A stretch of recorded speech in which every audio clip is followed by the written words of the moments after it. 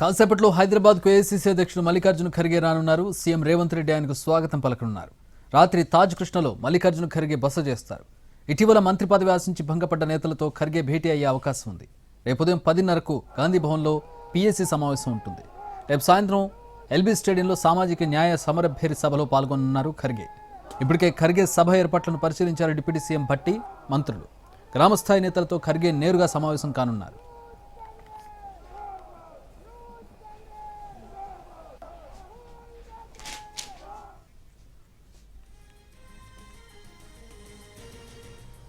కాసేపట్లో హైదరాబాద్కు ఏఐసీసీ అధ్యక్షుడు మల్లికార్జున ఖర్గే రానున్నారు. సీఎం రేవంత్ రెడ్డి ఆయనకు స్వాగతం పలకనున్నారు.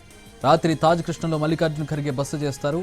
ఇటీవల మంత్రి పదవి ఆశించి భంగపడ్డ నేతలతో ఖర్గే భేటీ అయ్యే అవకాశం ఉంది. రేపు ఉదయం 10:30కు గాంధీ భవన్లో పీఎస్సీ సమావేశం ఉంటుంది. రేపు సాయంత్రం ఎల్బీ స్టేడియంలో సామాజిక న్యాయ సమరభేరి సభలో పాల్గొనున్నారు ఖర్గే. సభ ఏర్పాట్లను పరిశీలించారు డిప్యూటీ సీఎం భట్టి, మంత్రులు. గ్రామస్థాయి నేతలతో ఖర్గే నేరుగా సమావేశం కానున్నారు.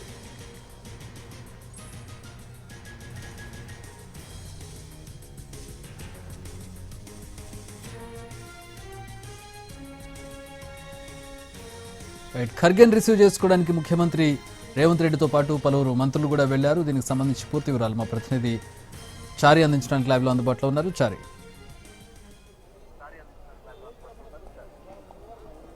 రేపు కాసేపట్లోనే ఏఐసీసీ అధ్యక్షుడు మల్లికార్జున ఖర్గే హైదరాబాద్కి చేరుకోబోతున్నారు. ప్రస్తుతం శంషాబాద్ ఎయిర్పోర్టుకి CM Revanth Reddy, deputy CM Bhatti Vikramarka, మంత్రులు పొన్నం, దామోదర్ రాజనరసింహ, మిగతా మంత్రులంతా కూడా, పొంగులేటి లాంటి మంత్రులంతా కూడా ఇప్పటికే చేరుకున్నారు. ఈరోజు రాత్రి తాజ్ కృష్ణ హోటల్లో బస చేస్తారు. పార్టీకి సంబంధించినటువంటి ఒకరిద్దరు నాయకులతో కూడా ఆయన భేటీ కాబోతున్నారు. ఇటీవల జరిగినటువంటి కేబినెట్ విస్తరణలో చోటు దక్కని వాళ్ళు ఎవరైతే ఉన్నారో ఒకరిద్దరు నాయకులు, వాళ్ళతో భేటీ అయ్యేటువంటి అవకాశం ఉంది. కోమటిరెడ్డి రాజగోపాల్ రెడ్డి, పరిగి రామ్మోహన్ రెడ్డి, ఇబ్రాహీంపట్నం నుంచి మల్రెడ్డి రంగారెడ్డి, ఇలాంటి వాళ్ళందరితో కూడా సమావేశం అయ్యేటువంటి అవకాశం ఉంది. ఎందుకంటే వీళ్ళంతా కూడా మంత్రి పదవుల్ని ఆశించి భంగపడ్డటువంటి నేపథ్యంలో వారికి పార్టీ నాయకత్వం బుజ్జగించి భరోసా కల్పించేటువంటి వాతావరణాన్ని క్రియేట్ చేసింది. ప్రస్తుతం జాతీయ అధ్యక్షుడు వచ్చినటువంటి నేపథ్యంలో ఆయనతో మాట్లాడించాలనేటువంటి ఆలోచనతో పార్టీ నాయకత్వం ఉంది. కాబట్టి మరి కాసేపట్లో ఖర్గే రాబోతున్నారు. హోటల్లో వాళ్ళతో సమావేశం కాబోతున్నారు. అయితే రేపు జరగబోయేటువంటి సమావేశం కీలకమైనటువంటి సమావేశం. దేశంలో మొదటిసారి తెలంగాణలో కాంగ్రెస్ పార్టీకి సంబంధించినటువంటి గ్రామ, మండల, బ్లాక్ కాంగ్రెస్ పార్టీలకు సంబంధించినటువంటి అధ్యక్షులందరినీ కూడా రేపు సమావేశము ఏర్పాటు చేయబోతున్నారు. ఎల్బీ స్టేడియంలో సాయంత్రం జరిగేటువంటి సభలో సుమారు 10 నుంచి 12,000 మంది పార్టీకి సంబంధించినటువంటి ముఖ్యమైనటువంటి నాయకులందరితో కూడా ఈ సభని ఏర్పాటు చేస్తున్నారు. ఇక ఉదయం 10:30 Telangana Congress political affairs committee సమావేశం కాబోతుంది. ఈ సమావేశంలో మొదటిసారి జాతీయ అధ్యక్షుడి హోదాలో ఈ పిఎస్సి సమావేశానికి హాజరవుతున్నటువంటి సందర్భం ఓన్లీ తెలంగాణలోనే జరిగింది. ప్రధానంగా తెలంగాణలో ప్రస్తుతం ప్రభుత్వం అమలు చేసినటువంటి పథకాలు, పార్టీకి ప్రభుత్వానికి మధ్య ఉన్నటువంటి సమన్వయం కావచ్చు, అలాగే ప్రభుత్వ పనితీరు, ఇలాంటి అంశాలన్నింటి మీద కూడా ఈ సమావేశంలో చర్చించేటువంటి అవకాశం ఉంది. త్వరలోనే స్థానిక సంస్థల ఎన్నికలు కూడా ఉన్నటువంటి నేపథ్యంలో వీటన్నిటి మీద కూడా దిశానిర్దేశం చేసేటువంటి అవకాశం ఉంది. ఓవరాల్గా ఖర్గే టూర్కు సంబంధించి ఇప్పటికీ సభ, అలాగే పార్టీ నిర్మాణానికి సంబంధించినటువంటి అన్ని అంశాలన్నింటి మీద కూడా పార్టీ సిద్ధమైంది.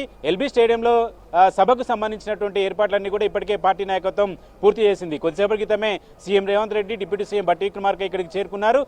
రేపు జరిగేటువంటి సభ చాలా కీలకం.